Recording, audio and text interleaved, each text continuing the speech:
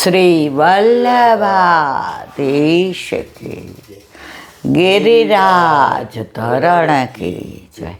શ્યામ સુંદર શ્રી અમને મહારાણી કી જય. શ્રી ગુસાઈજી પરમ દયાળ કી જય. શ્રી ગોકુલનાથ કી જય.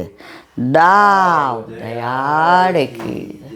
श्री नवनीत प्रिया लाल की. अपने माथे बिराजता सेव्य स्वरूप की जय. बधाई वैष्णव ने जाजा કરી જય શ્રી કૃષ્ણ. જય શ્રી કૃષ્ણ. ગઈકાલે ગોકુળનાથજીના પ્રાગટ્ય ઉત્સવની ખૂબ ખૂબ બધાઈ બધાઈને. જય જય શ્રી ગોકુલેશ, મારો ધણી ગોકુલેશ.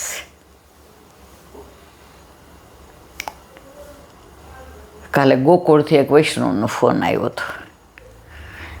એ કે આજે મારે આનંદની હેલી રે સાહેલી. હીલાબેન તમે, મેં કીધું બેન પગે સારું હોય તો હજી વિચારી શકો. અત્યારે મને કે સારું હોય તો એકવાર તો ઓછો. મેં તો હા ચલો આ વખતે આનંદથી ને હું વિનંતી કરું મહારાણીમાને કે આવતા ઉત્સવમાં જીવતા હોય તો ગોકુળનાથજીનો ઉત્સવમાં આપણે જાશું.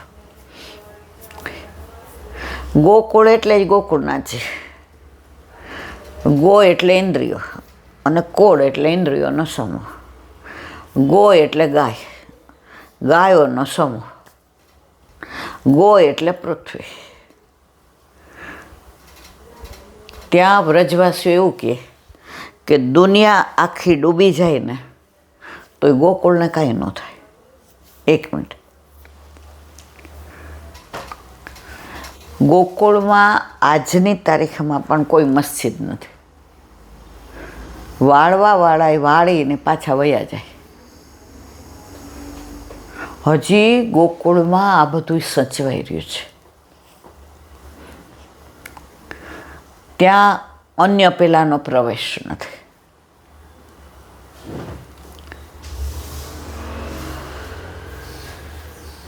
સારસ્વત કલ્પનું જે ગોકુળ હતું, હજી ત્યાં ગાયો બધી એક સરખી છે. આપણે જોતા હતા ખબર, શિંગડા એક સરખા. એવું કહેવાય કે ગોકુળની ગાય અને મથુરાની દીકરી નસીબ ફૂટે બહાર જાય. ગોકુળની ગાય કોઈ દી કોઈ વેચે નહીં અને મથુરાની દીકરીનું મથુરામાં જ થાય. આજની તારીખમાં બધી દીકરીઓ મથુરામાં સાંજે પિયર જાય. એટલે સવારે એ લોકો બધું ખાલી રોટલી શાક કે કચોડી કે એવું ખાય. કાંઈ પણ સાંજે બનાવવું હોય બેનની રાહ જોવે. એટલે ત્યાં દરેક વહુ સાંજે પોતાને પિયર વહી જાય. આ નિયમ હવે ઘણી જગ્યાએ આ ભણતરના હિસાબે 19-20 થતું હશે. બાકી અમે લોકો 1995માં એક ચોબાજીના દીકરાના લગ્નમાં ગયા હતા. 95 નહીં વધુ, કારણ કે આકાશ મને લાગે છે 1.5 વર્ષનો હતો, એટલે લગભગ 40 વર્ષ પહેલાં. તો સાંજ પડી એટલે ઓલા લોકોએ કીધું કે તમે અમારે વેવાઈને ત્યાં આમની ભેગા જશો. એ બા 60 વર્ષના, એટલે એના દીકરાની વહુ એના, તો આ 60 વર્ષના બા એના પિયર જાય, એના ભાઈ ભાભી. એટલે વહુ એમ કીધું કે આ મહેમાન આવ્યા છે તો મારા પિયર લઈ જાઓ. એટલે મેં કીધું ના, એવું અમે અજાણ્યામાં ન જાય. તો મારી ભેગા એક બા હતા, અહીંથી આવ્યા હતા, એની ઓળખાણમાં જ ગયા હતા. મેં કીધું વ્રજવાસીને લગ્ન જોવા છે. તો એણે કીધું અહીંયા ઘરે તો કોઈ નહીં હોય, તમારે કાં મારી ભેગા હાલો ને કાં. મેં તો અમે તો બહાર કચોરીને ખાઈ લેશું, પણ મારી ભેગા જે બા હતા ને એ કે ના, એવું હું ન ખાઉં. પછી ત્યારે આવા લેન્ડલાઇન હતા, એટલે એ ઓલી છોકરીએ એને ફોન કર્યો. એ કે ભાઈ ના પાડે. એ કે આપ. પછી અમને કીધું કે તમે અમારા ઘરે કેમ ના પાડો છો? એના ઘરે ગયા તો એટલું બધું દહીં વડા ને કચોરી ને સમોસા ને બાસુંદી ને બધું. એ કે ઈલાબેન અમારે દરેક દીકરી સાંજે આવે ને એટલે સાંજે જ બધું થાય. એટલે ગોકુળની ગાય ને મથુરાની દીકરી નસીબ ફૂટે બહાર જાય. એવું જ આ વખતે આપણે માનસી ગંગા ગયા હતા, યાદ છે? માનસી ગંગામાં બેઠક રિનોવેશન થાય છે, એટલે આ બાજુ છોકરના વૃક્ષની નીચે, એટલે આપણે દર્શન કરવા ગયા. એટલે લગભગ 20-22 વર્ષનો દીકરો હતો, એ બધું આમ સરસ કરતો હતો. એટલે મેં કીધું અમને થોડુંક હાથમાં આપો ને. એટલે પેલા મારા સામું જોયું, એ મને કહે તો મીલાબેન છો? મેં કીધું હા. પછી તો મોઢામાં આવી દીધું ને માથે નાખ્યું ને બધું. મેં કીધું ભાઈ તું અહીંયા છો કે નોકરી કરે છે? મને કે જેના ભાગ ફૂટે ને એ વ્રજવાસી બહાર જાય. તો મેં તો તું આટલું MBA કર્યું છે? એના બાપા કે MBA કરે કે ડૉક્ટર બને, કાંઈ પરદેશ જાય તો જ કમાય એવું થોડું હોય. ઓલાએ સરસ કીધું કે નોકરીએ જાઓ ત્યાં તમારા જેટલો પગાર ન હોય, પણ સવારે મને યમુના પાન કરું, ગિરિરાજ બાબાના દર્શન કરું, દંડવટ કરું, ચરણ અને વલ્લભના બધું ચોતરામું મારે કરવાનો. આ અંગીઠી કરી, આ દૂધ ઉકળે છે, માળાજી કર્યા. અહીંયા તમારે ત્યાં છે અહીંયા બધા આવે નહીં કરવા વૈષ્ણવ. એ કે જો આ માળાજી કર્યા. હવે એ કે મંગળભોગ ધરી પછી ઘરે જઈ અને આ મંગળભોગનું દૂધને એ લઈને કલેવું કરીને પછી નોકરીએ જઈશ. અહીંયા કદાચ પગાર અડધો હોય, પણ અહીંયા જે છે ને એ ક્યાંય નથી. તમારે દોડી દોડીને અહીંયા આવવું પડે છે, અને અમે આ મૂકી મૂકીને બહાર દોડીએ? ના ભાઈ ના. તો વ્રજવાસી બને ત્યાં સુધી હવે થોડું એવું થયું છે કે ભાઈ ડૉક્ટર હોય કે આ તે હોય તો, પણ તોય પ્રમાણમાં ઓછું. આપણે ગુજરાતમાં તો એક ઘરે એવું નહીં જેને છોકરો એક પરદેશનું હોય. આપણા જ ઘરની વાત કરો. આપણો દીકરો BCom થઈ ગયો, ભણવા ઓસ્ટ્રેલિયા ગયો, ત્યાંથી અમેરિકા વયો ગયો, 22 વર્ષ થયા. હવે આ એકનો એક હોત તો આપણે શું કરત? એને જ્યારે સિટીઝન થવાનું હતું ત્યારે એણે આને પૂછ્યું કે તારે આવું છે તો તારું મમ્મી પપ્પાનું નામ લખો. મને કે શું કરું છું મમ્મી? એ માર તો છે ને આજે નહીં, કાલે નહીં, ક્યારેય અમેરિકા ન જા. ભાઈ તાર જેને બોલાવો એને બોલાવો, અમાર નથી આવું. ત્યારે બધાય મને ખીજાણા હતા. તમારા નિર્ણય કંઈ દરેક વખતે સાચા ને સારા ન હોય. તમે આકાશના ભવિષ્યનો વિચાર ન કર્યો, તમે ના પાડી દીધી. શું અત્યારે અહીં દુઃખી છે? અત્યારે અહીં તકલીફ છે? પ્રભુ કેવા પ્રસન્નતાથી બિરાજે છે. ત્યાં કદાચ પૈસો હશે, પણ પ્રેમને ભાવના નથી. હવે 16 વર્ષનું છોકરું જાય એટલે વયું જાય ડોમમાં. તો મારો કહેવાનો આશય એ છે કે ઘરમાં પ્રભુને પણ ભારતમાં જે મજા આવે એવી ત્યાં ન આવે. તમે એટલું સાચવી જ ના શકો. તમારે બધાને એડજસ્ટ થઈને રહેવું પડે. અહીંયા ઘરમાં બધાય આપણને એડજસ્ટ થાય. આ 15 દિવસથી ને તકલીફ તો કેવા બધા આમ સંપીને કોઈ બુહારી કરે, કોઈ મંદિર વસ્ત્ર કરે, કોઈ ઓલી મથની ભરે, તૃપ્તિ ઓલું લોટ ને એવું બાંધતી હોય તો આકાશ પછી બધું પ્રસાદ સરાવ્યો હોય ત્યાં પોતું મારી દે. આ બધું કેવું ભારતમાં રહીએ છીએ તો.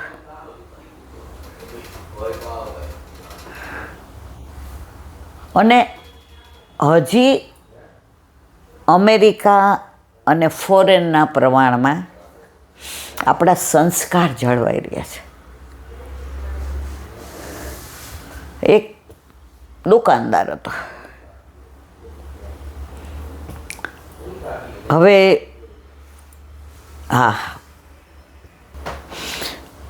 હવે દુકાનદારે દુકાન પહેલાં નાની હાટડી કરી, પછી મોટી કરી, પછી 2 બહેણાને કરી, પછી તો ગામમાં થઈ ગયું શેઠને હરખા એવી કોઈ નહીં, શેઠને હરખા એવી કોઈ નહીં.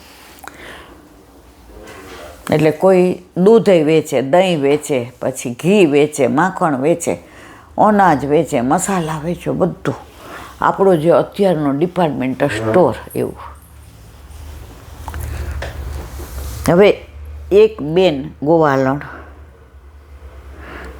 ગામડેથી એને ત્યાં ઘી દેવા આવે, એટલે એ જોખીને લઈ લે.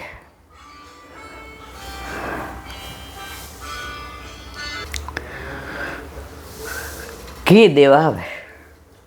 હવે અઠવાડિયું જોયું કે એ તો બરાબર ઘી જોખીને જ લાવે. એટલે પછી કે તમે આવો એટલે હવે તમારે જોખાવાનું નહીં, સીધું મૂકીને હોય જો. આ બહેણી મૂકીને જાઓ ને બીજે દિવસે બીજી બહેણી લઈ આવવાની અને આ પાછી લઈ જવાની. કે સારું. રોજ સાંજે હિસાબ કરે. એનું વર હતા નહીં એટલે ઘરે બધું આના ઉપર જ. હવે અઠવાડિયા પછી એવું બન્યું કે આને એવું લાગ્યું કે ઘી શેરના બદલે થોડું ઓછું લાગે છે. એટલે એણે જોયું તો આપણું અત્યારનું 500 ગ્રામ એ ત્યારનું શેર, એટલે કે અચ્છેરાની અંદર ઓછું છે ઘી. એટલે એણે બહેણી રહેવા દીધી. બીજે દિવસે બેનને બધા હતા તો એ ખખડાવવા માંડ્યા. ઓલી એ લાજ કાઢી હતી, કેટલા દિવસ તમે મારું ખાઈ ગયા, કેટલું નુકસાન કરાયું. ગરીબ ઉપર તો વિશ્વાસ જ ન કરાય, ગામડાના ભૂથા ગમે એમ બોલવાના.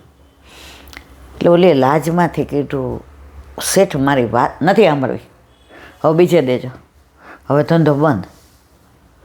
એટલે શેઠાણી અંદર બધું અવેરતા હતા. એ કે એને બોલવા તો દ્યો.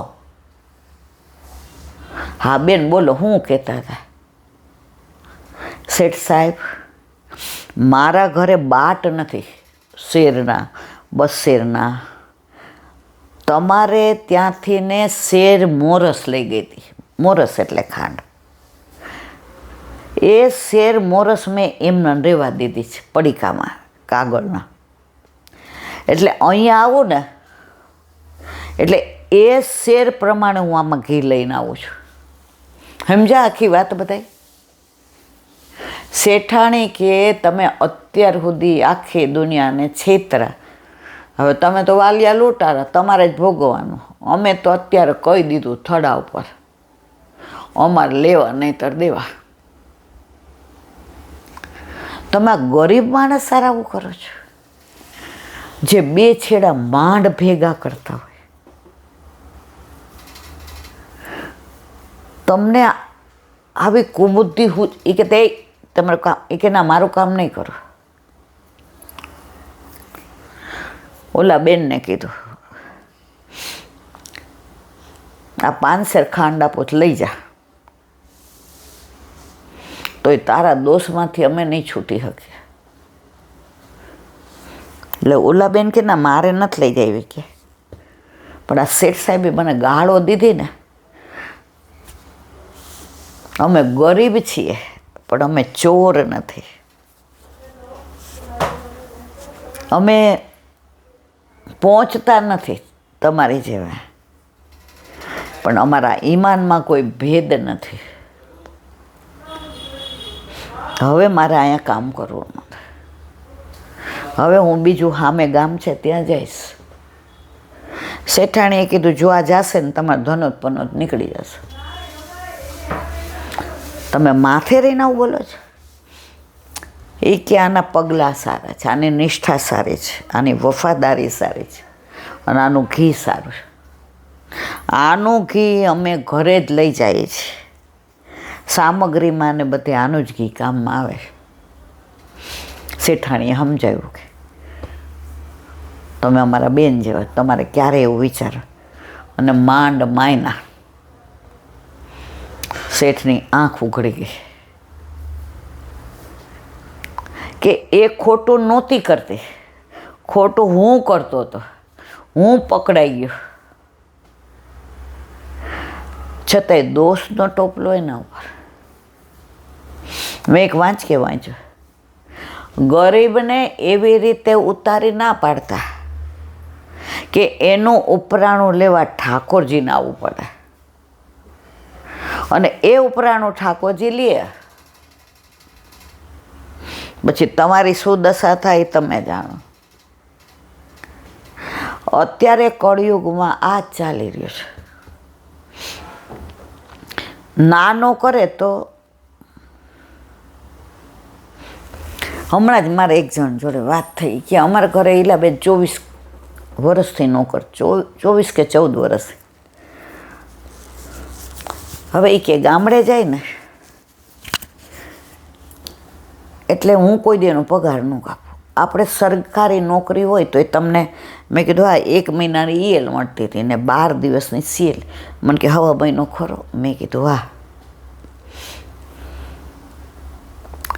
તો આ લોકો 1.5-2 મહિના જાય ત્યાં સુધી આપણાથી કપાય? મેં કીધું ના. જ્યાં સુધી કે મારા હાથમાં વ્યવહાર હતો, દબડાવું તું અઠવાડિયાનું કઈ જાસ, 15 દી આવતો નથી, તને આવવાની ખબર પડતી નથી, રામ ને તેમ. પગાર દઉં ત્યારે મુઠ્ઠી વાળીને દઈ દઉં. એ કે મારા મિસ્ટર લોભ્યા, મારો દીકરો લોભ્યો, બે બોલ બોલ કરે, બગાડ બધાને બગાડ. હવે બહુ આવી એટલે મેં કીધું ભાઈ લ્યો હવે આ બધું તમે કરો, મારા જફામાં પડવું નથી. આ દૂધના હિસાબ ને ધોબીના હિસાબ ને કામવાળાના હિસાબ આ લઈ જાઓ બધું. એટલે ઓલો ગામડે ગયો એટલે 13 દિવસનું આવ્યો. એટલે દીકરો ને એના બાપા કે 15 દિનો કાપી લેજે, હારાને ખબર પડે. પછી વહુ વરસથી બધું જોતી હતી એટલે મારા રૂમમાં એ કે આવી ઈલાબેન કે મમ્મી આનો પગાર કાપવાનો જ. મેં તો કાપવા દે.